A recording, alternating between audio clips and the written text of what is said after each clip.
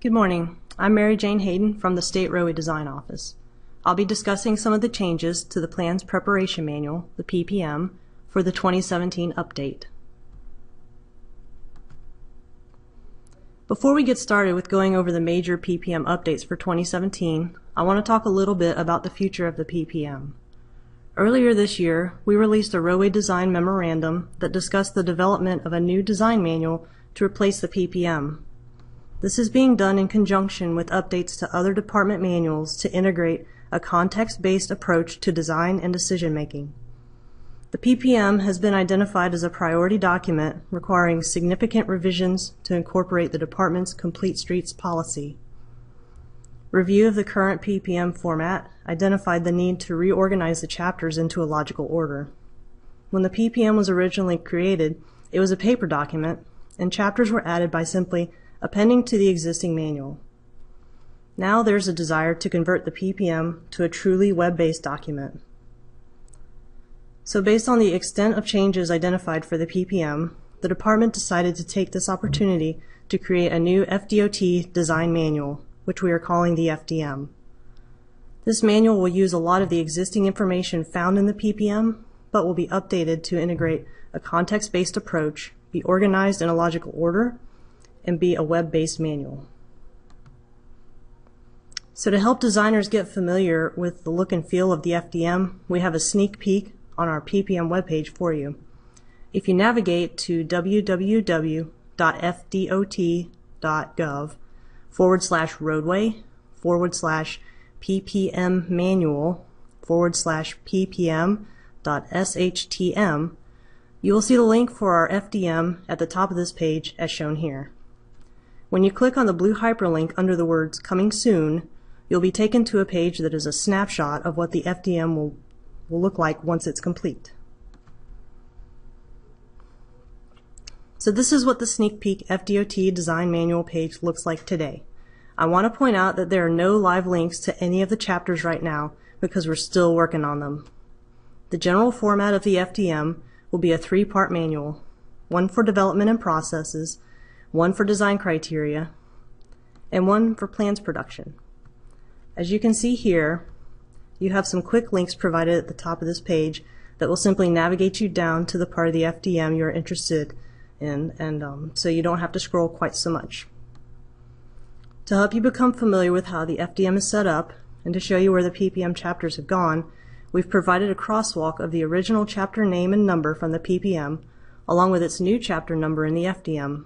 To access this crosswalk, click on the blue hyperlink that says Crosswalk that is located just beneath the Under Construction animation at the top of this page. Here's a screenshot of the crosswalk. As you can see here, the PPM chapter number and name are on the left-hand side of the table, and the proposed number and names for the FDM are shown on the right. So as an example, you can see that Chapter 2 of Volume 1, the Design Geometrics and Criteria chapter, is actually being split into two separate chapters, one for arterials and collectors, and one for limited access facilities.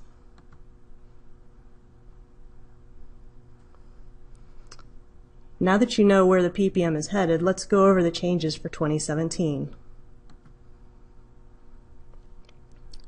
Starting with Volume 1, our first major update is found in Chapter 2, Section 2.2.2, which is the multilane median policy. The 2016 language in the PPM said to design all multilane strategic intermodal system, or SIS, facilities with a raised or restrictive median. This language was a little unclear about how to treat non-SIS multilane roadways with design speeds greater than 40 miles per hour. The original policy, however, intended for all roadways with design speeds over 40 miles per hour to be designed with restrictive medians, regardless of whether or not they are on the SIS. We coordinated with the Systems Planning Office to revise the language to be a little bit more clear on this. Here you can see the revisions that we made to this section, and to acquaint you with the color scheme that we use, the blue strike-through words indicate deleted text, and the red underlined words are the new language. I'd like to note that the biggest change is the deletion of the word SIS and the addition of the 45 miles per hour or greater design speed reference in the first sentence. This was reworded to clarify that all multi-lane facilities, not just SIS facilities, with a design speed of 45 miles per hour or greater must be designed with a raised or restricted median. The criteria found in the next sentence was not changed, but we did rearrange the structure of the sentence to be more clear. So just as before, multi-lane facilities with design speeds of 40 miles per hour may be designed without a restrictive median. However, you will still need to provide sections of raised or restrictive medians or islands to enhance vehicular and pedestrian safety, improve traffic efficiency, and to attain the appropriate standards of the access management classification. So this is our criteria for new construction. For 3R criteria, we added a new section to Chapter 25, which I'd like to show you now. So in cleaning up the multi-lane median language in Chapter 2, we became aware that there was no corresponding criteria in the 3R chapter. The intent of the multi-lane median criteria is to improve safety, so where we are able to include the design of raised or restrictive medians in our 3R projects, that's preferable.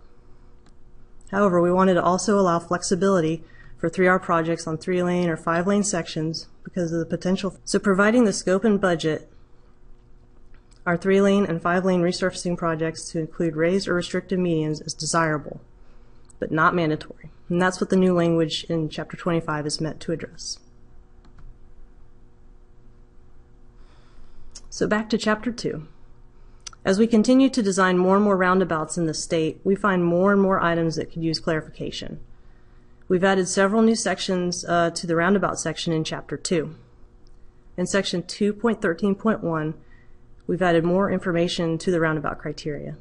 You'll now see subsections for truck apron. There's some for lighting and landscaping, and some information on pavement markings specific to roundabouts. As you become acquainted with these new sections, I'd like to encourage you to bring any questions you have to either Paul Hires or Dave Amato. They're the central office roundabout contacts. Paul's email is paul.hires, H-I-E-R-S, @dot.state.fl.us, and his phone number 414-4324. Contact information is david.amato, A-M-A-T-O, @dot.state.fl.us, and his phone number is 850-414-4792. The next of the major changes are found in Chapter 4. Last year we had a large effort to move all things roadside safety related into Chapter 4. During this process, we inadvertently dropped some of the 3R slope criteria that allows the construction of 1 to 4 front slopes and 1 to 3 back slopes in constrained conditions, and also the note about evaluating existing front slopes that are steeper than 1 to 3 for shielding. In updating this section, we also realized that a non-conventional blue box was needed so that design-build projects are referred back to the RFP for project-specific requirements.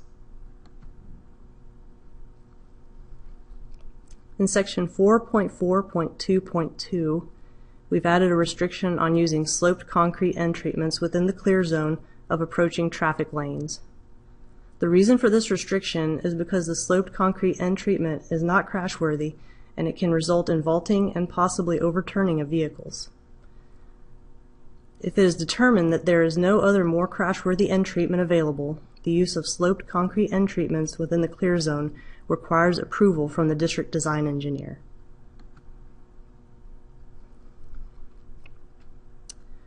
In Section 4.4.6.5, which deals with the placement of temporary barriers, we identified the need to provide some leniency on the 10-foot lateral offset requirements for work zones with barrier on both sides.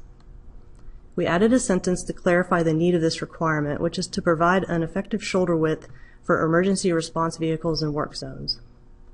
In areas where there are barriers on both sides of the work zone for long stretches of road, mainly on interstates or freeways, we want to avoid the tunnel effect that can happen if there's no way for vehicles to pass or detour in an emergency situation.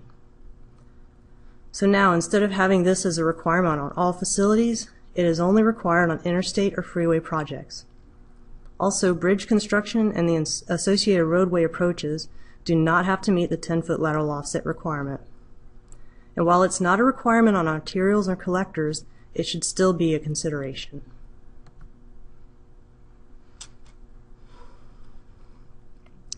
Due to some inconsistent installations of the 31-inch guardrail, we have added some guidance to section 4.7.2 on when to upgrade a portion of the existing 27-inch guardrail versus when to replace the entire run.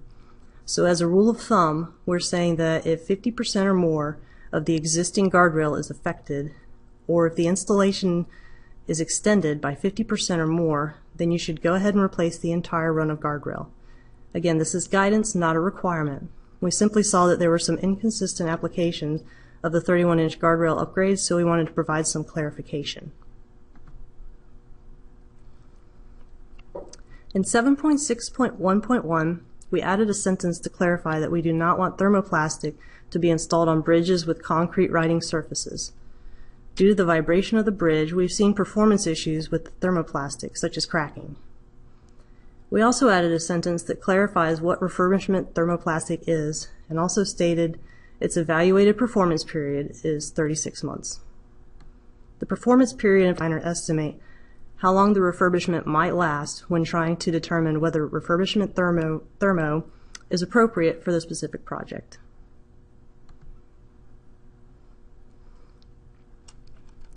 The rumble striping section has been revised in accordance with Roadway Design Bulletin 1607. We've entered into a developmental phase for rumble striping that will allow context-sensitive modification of our usage policy and standard configurations. To find out more information on this, please go to the Design Standards website at www.fdot.gov/roadway/design-standards/standards.shtm. So on the screen you can see a link to the Developmental Design Standards. Click on the link that says DDS. On the next screen, scroll down to the Developmental Design Standard D519, which is referenced in PPM section 7.6.1.2. Next to each of the developmental design standards, you'll see a contact name. For this particular one, the contact is Gavin McDaniel. Next to Gavin's name, you'll find the link to the Instructions for Developmental Design Standards, IDDS D519. Click on this and you'll see instructions on the usage of rumble striping. If you have any questions related to rumble striping, please call us here at Central Office. For work zone pavement markings, we added criteria that requires you to use removable tape for transitions on final asphalt surfaces. The reason for this is to avoid scarring of a finished asphalt surface.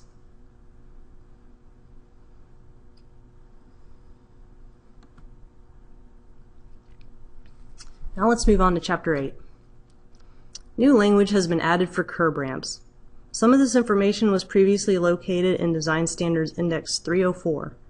This is being removed from the index because the language is criteria for the designer rather than instructions to the contractor. We added a sentence to the beginning of this section to say that an accessible pedestrian route along pedestrian networks is necessary.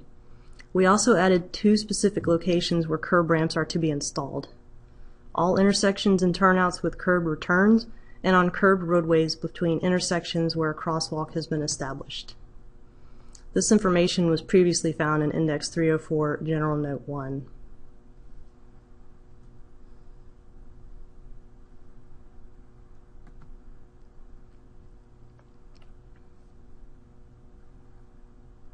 The new language shown here adds criteria that was previously found in Index 304, General Notes 2 and 3, which is shown up at the top of the screen. The first yellow highlighted section adds criteria for when we are changing the existing facilities and we cannot construct the ramp slope at 1 to 12. When this occurs, you will need to process a design variation. The second yellow highlighted section incorporates General Note 3 from Index 304, which deals with maximum transition slopes to be used when a pedestrian circulation path crosses the curb ramp. Section 8.3.3 is a brand new section for detectable warnings. This incorporates a few more of the general notes that have been removed from Design Standards Index 304. So here we state that detectable warnings need to cover the full width of the walking surface and be 2 feet deep. We also identify specific locations where they must be installed for sidewalks and shared use paths.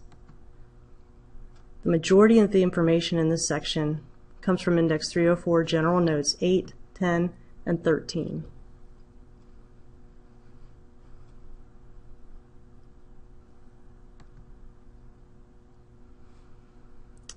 Moving on to Chapter 13, we've added a new section in 13.5.4.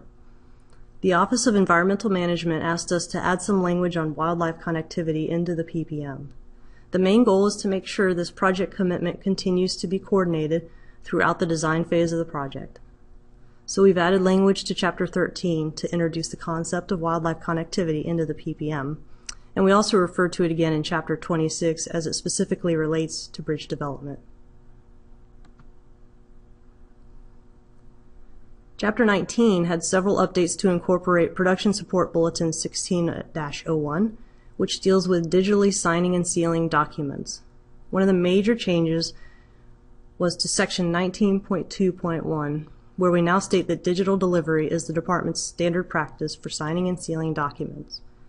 If you have to manually sign and seal a document, it now has to be coordinated with the District Plans, Specification, and Estimates Office, the PS&E office. In Section 19.2.2, we updated it to allow for the signing and sealing of some specific plan sheets that are typically completed very early in the design phase of a project. These sheets include survey sheets, geotech sheets, tree survey sheets, and utility locate sheets. The purpose of this is to simply allow the professional of record for these few sheets to be finished with their portion of the project once their sheet is complete. Sections 19.2.2.1 and 19.2.2.2 discuss the signing and sealing of component plans. We've added language here to allow component plans to be signed and sealed on the component key sheet if there is a single professional of record for the entire component set. If there's a single signatory, there is no need for a signature sheet, and the component key sheet may be signed and sealed. However, if there's more than one professional that is to sign and seal a component set, then a signature sheet must be prepared for that component set.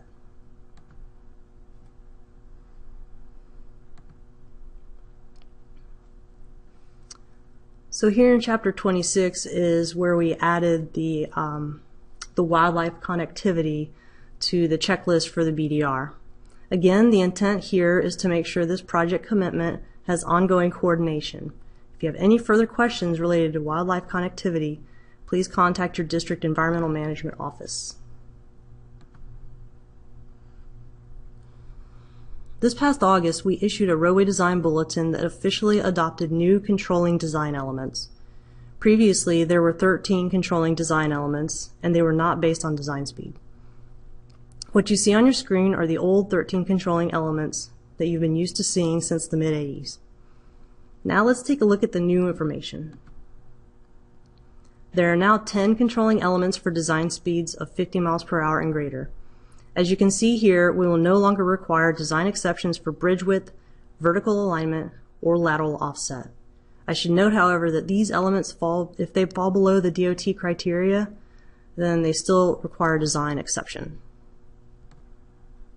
So the controlling design elements that will require design exceptions are design speed, lane width, shoulder width, design loading structural capacity, vertical clearance, maximum grade, cross slope, super elevation rate, horizontal curve radius, and stopping sight distance. And that's for design speeds of 50 miles per hour or greater. For design speeds less than 50 miles per hour, you will only have to worry about 2 controlling elements now: design speed and design loading structural capacity. In addition to simply updating the list of controlling elements in Chapter 23, we completely reorganized it and updated the documentation requirements to be consistent with FHWA policy.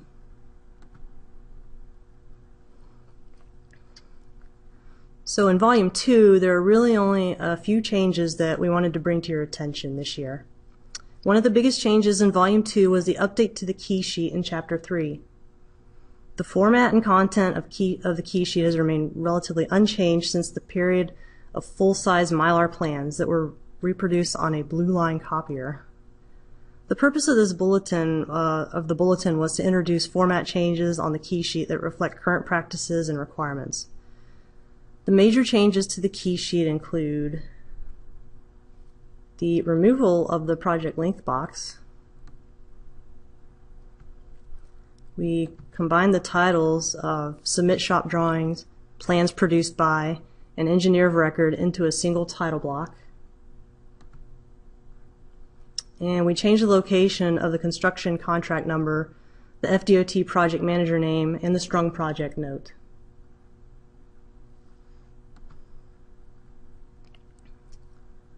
The other major change to Volume 2 is the addition of a new chapter for project control. In order to make room for this new chapter, we combined Chapter 11, Special Profiles, and Chapter 12, Back of Sidewalk Profiles. We realized that project network control sheets were being produced throughout the state, but the PPM was basically silent on them. So we coordinated with the Surveying and Mapping Office to come up with the language that's included in this chapter. The exhibits in this chapter are based on some of the best practices that we've seen throughout the state. In September, we released a joint design bulletin with the Program Management Office and the Production Support Office for selective clearing and grubbing. The standard specification for clearing and grubbing was updated to address the protection and selective removal of existing vegetation. As a result of this spec update, the PPM was revised to support the change. Chapter 21 of Volume 2 discusses selective clearing and grubbing and has been significantly updated to support the spec update and to reflect current practices in landscape architecture design. That concludes our PPM update overview for the 2017 PPM. At this time, we would like to address some questions that you may have. Thank you.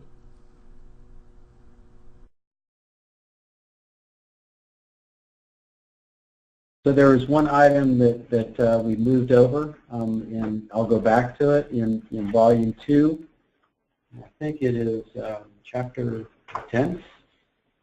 Chapter 10, the plan and profile and general notes. So over the last couple of years, we transitioned to plan notes, and it didn't quite work the way it was planned to work, and so we are going back to general notes. General notes will be consistent across all components, not just going back to them in the roadway, but we're going to general notes in all of the various different components. And in that chapter, I think previously we allowed general notes or plan notes to be placed in about 4 different locations. Now we're very specific. They should only appear in 2 different locations. One would be on the very first plan sheet if there's only a few notes and the plan set is small, or as an option you can place it on a general note sheet, a standalone sheet. You can place the general notes. In that chapter, there's also some guidance on writing general notes. It basically says that to write your general notes as commands to the contractor. So everything in the plans is direction to the contractor. So be very concise with your notes. Write those as a command to the contractor. And there's a couple of examples in that chapter also to show that. Mary Jane touched on PNC sheets, which is a new sheet this year that we created. We have 3 examples. A relatively simple project moves into a more complicated and then a very complicated. But what the direction here is that if you have any benchmarks or you have reference points or control points, all of that information is to be placed only in one place, and that's on PNC sheets. So we were seeing a variety of different places where this information was placed. Our previous language said you could place benchmarks on the profile sheet. You could place the reference points on the plan sheet or the project layout sheet. And I think there was one other location. But what we're doing is clarifying that we want all of that information to be placed in only one location, and that's on the new PNC sheet. So I guess we'll take some questions. Okay. We received a couple questions about when will the design manual be released and available. We are trying to get it out there for people to start looking at late spring of 2017, and it'll be actually implemented in January of 2018. So that's kind of the time frame there for the design manual. And currently, the implementation of context-based design, which is in the new FDM, is to be implemented just like we did on any PPM release. You begin using the FDM for projects that have not yet begun design, and then also for projects that are under design where the district feels that does not affect their production dates. So it's optional if it's already under design, but if it hasn't begun design yet, by January 1, 2018, it will use the new FDM and the context-based criteria. Okay. Paul, I got a question here. When will the bulletin on the new key sheet be issued? That was actually issued earlier this year, and it's now been incorporated into the PPM. So anything you need to know about the key sheet and how to set it up and what needs to be included on it now is found in Volume 2 of the PPM. And that is something we continue to monitor, is the effectiveness of that key sheet. We did make a lot of changes, and we wanted to make sure that we're not having issues with that as we move forward. I've heard nothing but positive feedback on the key sheet, and I'm not aware of any issues that need to be corrected. Okay. Paul, we got a question here about exception or variation for lateral offset requirements. It says, when do we need to get an exception or variation for the lateral offset requirements of the PPM? Have the PPM changed to match the new 10 critical design elements for greater than and equal to 50 miles per hour and less than 50 miles per hour? And what we're calling a critical element, yes, that list has changed. But what that means is if you're still not meeting the criteria in the PPM, but it's not a critical element anymore, you still have to do a variation. It's no longer an exception. So what this new list is doing is reducing the amount of exceptions that we would require. But if it doesn't meet the requirements in the PPM, you still have to do a variation for those elements. Okay, we have a question here about general notes. And just to clarify, the question is, regarding PPM Volume 2, Chapter 10, did I hear correctly that it is going back to being called general notes and no longer project notes? You heard it correctly. So about 2 years ago, it was identified, or at least the thinking was in the central office, that if we changed the name of our notes, that we would change the effectiveness of our notes or the way that they were written. And so we went to calling them project notes to indicate they're project specific. What we have found over the last 2.5 years, 2 years, 2.5 years, is that the name didn't really have any effect on how our notes are being written. So it was more educational that we needed to be very clear about how we want our notes to be written and not repeat anything in the specs or contradict anything in the indexes.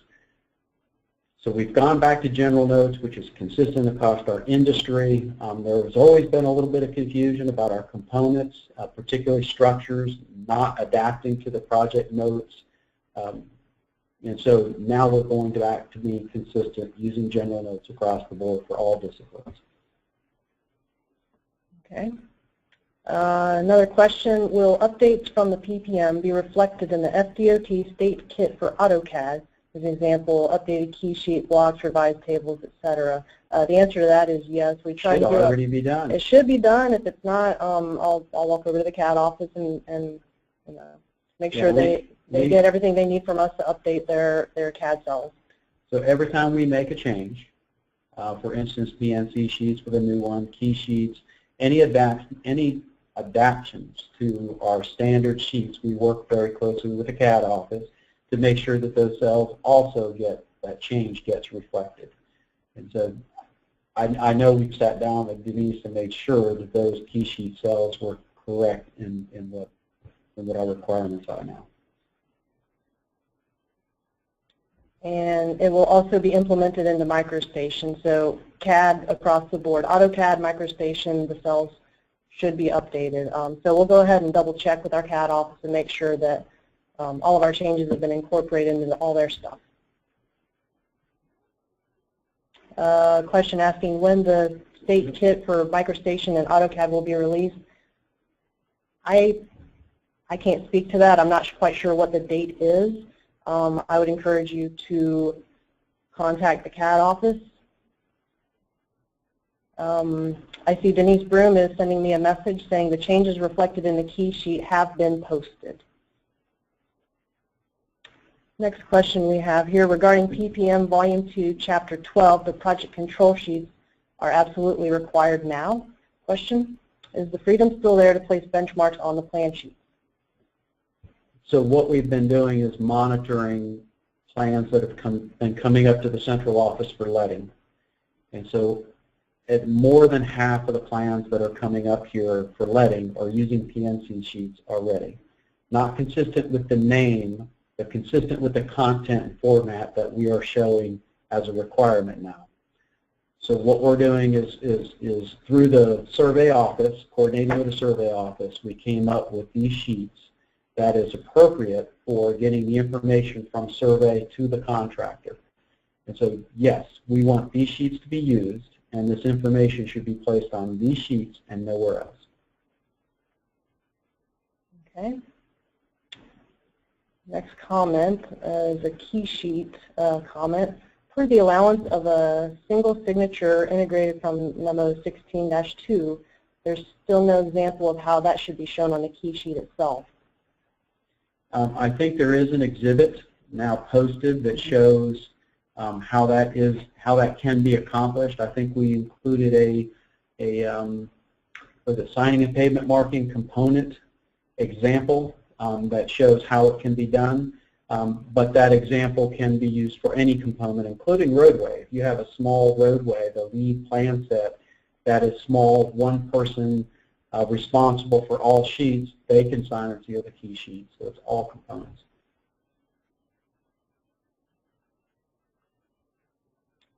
That example can be found in Volume 2 of the PPM. Yes.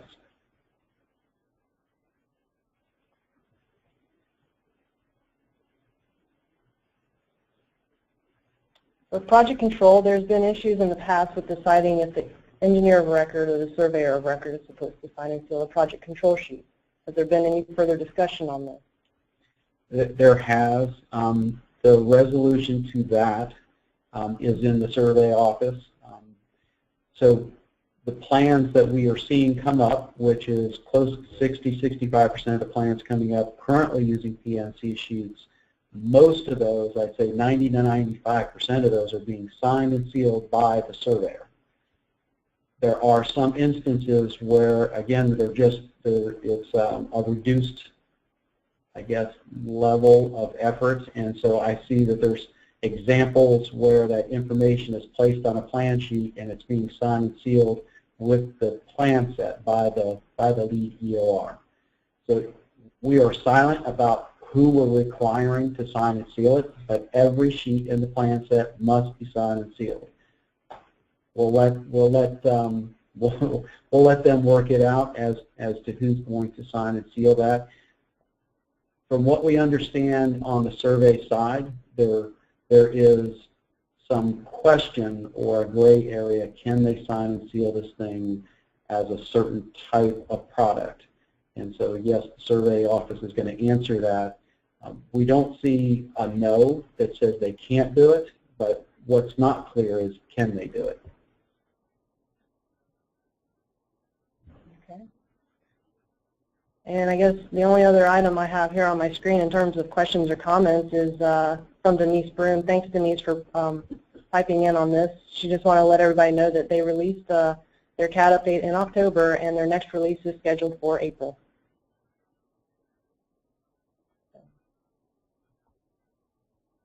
Any more? That's all our questions. When will the PPM forms be updated to accommodate digital delivery? Say that again? So the question we just got was, when will the PPM forms be updated to accommodate digital delivery? You have to be more specific on what forms we're talking about. Probably, I guess, the exception variation form, things like that. But, you know, we just updated all of our forms in the PPM from the old Word documents to, variation exception. We updated all the old Word documents of all the forms in the PPM that were on our website. We created fillable PDFs. So they should be much more user-friendly and more current in terms of just format and technology. I think maybe the question is going toward a standardized process of digitally signing and sealing exceptions, typical section packages, those types of things. And we have asked the districts or polled the districts on what their policy and procedure is to do that. They're there's no consistency in how that's being done across the state. We understand that a majority of the time these are being digitally signed and sealed and submitted. Right now we're silent on what that process, a statewide process, would be, simply because there's so much variation in how the districts are doing it. Okay. Another question. Great. All right, thank you. Thank you, everyone. And this webinar recording will be posted to our website. We do apologize for the garbled audio. We've been having some issues with our network here, but the version that will be posted online should be nice and clean for you. So thank you for attending. Have a good day.